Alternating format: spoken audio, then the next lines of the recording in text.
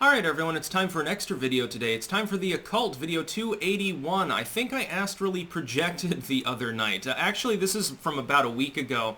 I was going to make the video, but there was so much news. I mean, I made a few extra videos already and still wasn't able to cover this. But I figured, well, and it's an occult video, so it's not current events, so if it waits a week, that's okay. And I actually described this on Minds at the time.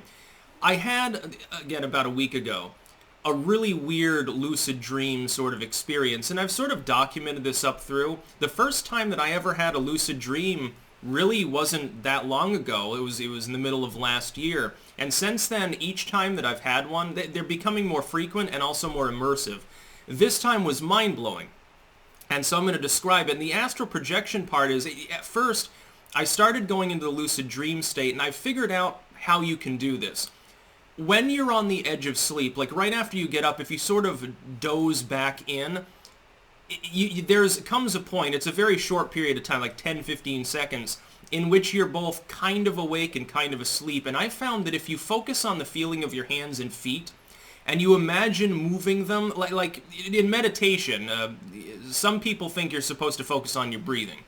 That you don't have to do that. You can focus on the physical tactile sensations of your body, and you can sort of move your awareness around your body. So you can focus on how your shoulder's feeling, the touch of your clothing against your shoulder, warm or cold, good and bad feelings, strain in your back, tingling sensation. And it brings about self-awareness, mindfulness, and you can meditate on all sorts of things, and it can get very transcendental. That's for a different video. If you do this when you're on the edge of sleep, if you feel the tactile sensation and imagine the tactile sense moving, you can bring yourself into a lucid dream. You feel a rushing of energy and a vibration all over your body, especially in the cranium, and you're sort of in it. Now, once I got into this state, before I was hesitant to try to move while lucid dreaming, because I was afraid, of course, that my physical body would be moving, because it feels the same. You can literally feel yourself moving.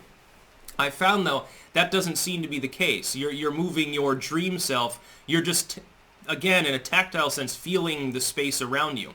I found I was able to, and of course, this is like your spirit or dream form, not, your physical one. I was able to open my eyes and see, and I was able to move fully. And I was totally aware of what I was doing. It was like a video game, like a VR or something. If you've never experienced it, I know it's hard to believe that it's even real. I used to think it was bullshit. To tell the truth, astral projection, by and large as well, I've been very skeptical of whether a person can sort of project their awareness. But I was able to push off the bed, and keep in mind, I had opened my dream eyes, so to speak. I floated up to the ceiling, and I was looking down at myself and Liz in bed, and I'm pretty sure it was an actual out-of-body sort of thing. I may have just been imagining it like a dream world around me, but it certainly looked exactly like the bedroom I was physically in. I could see my own sleeping body there. Then, I entered this weird sort of dream realm. I floated through the ceiling, and then things shifted into a full dream. There was this endless landscape, like in 80s music videos. You know how a lot of the music videos, they had that sort of like laser grid?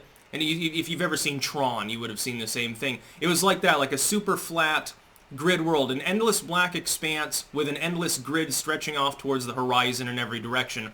And there was random shit floating around and stuff, and I was floating around too. Now, I was able to move my limbs and my body and stuff, but the things around me, of course, they're harder to control. You can actually will things in and out of existence, changing their form and so forth, and interacting with them when you're in this state. It's just like a video game, but your mind has a difficulty focusing on things, and the one thing that I've never been able to do is read things legibly in a lucid dream. That is like, I saw the entire world, like in front of me, like a holographic projection. And I was able to, with my dream hand, manipulate it. I could turn the globe and stuff. I was interacting with it sort of the way you would interact on a touch screen with Google Maps. It was sort of like that, only it was actually round, like a globe instead of a flat screen.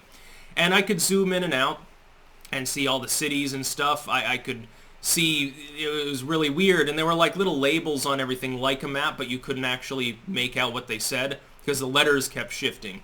Anyway, I stayed in that state for a while, and eventually I came out of the dream, but I immediately put myself back into the lucid dream because, again, I was still on the edge of sleep. Took about 5 seconds. I failed the first couple times. Sometimes you try to focus on the vibration or the tactile sense, and you get right to the edge of lucid dream, and then you come back out. If you try again, sometimes you can go back in. However, if after the first lucid dream ends, you try to force the state to come around again, you end up many times happening what happened to me, which is that the second time I went in, when I opened my eyes, I think I physically opened my eyes because I was literally looking at the wall, and all of a sudden I heard this weird, distorted, funky noise, like something out of a fever dream, like delirium or something, and the wall was like glitching out and stuff. This wasn't pleasant because I don't like loud noises, and it's like a roaring sound but all distorted and fucked up. It's like grindcore or something, basically. So I closed my eyes again. Immediately that goes away, and I went back into the lucid state. And for about maybe a minute or so, I just felt like I was floating, and then I came out of it again. Anyway, at the beginning there, when I was like floating up towards the ceiling, I don't know, I guess it's an out-of-body experience. Again, I never expected that to be something that was achievable, maybe with near death or something, but I always sort of discounted it. There are elements of the occult or the supernatural that I believe in more than others. For instance, is there a giant whale or something in Loch Ness? No, I don't believe so. Is it possible that a group of hominid-like creatures exists in the vast expanse of Washington State and Oregon? It's plausible. There's more evidence for it. There's some reason to believe it's at least possible. It's feasible, even if you're skeptical of it. You know, are there giant squids that are 150 feet long? Well, yeah, probably there are. You're not going to experience them often because they're so deep in the benthic zone. When they die, they just sort of float to the bottom. There are certain things that I believe in more than others. Lucid dreaming, I had always figured, well, of course, you know, it's just something that I didn't experience, but I realized it was real. There were enough reports of it. Astral projection, a little bit different. Now, am I claiming that you can consciously zoom your awareness around the world in remote view? No. There's no evidence of that. It's funny, and I won't use names, but there's one relatively well-known remote viewer on YouTube, actually, and I was chuckling at him during the 2016 election. He's like, well, I used remote viewing, and I saw the Illuminati gathered around, and they were talking to Jeb Bush and promising him he'd be the next president, so that's what'll happen. And of course, it gets blown the fuck out. Remote viewing is bullshit.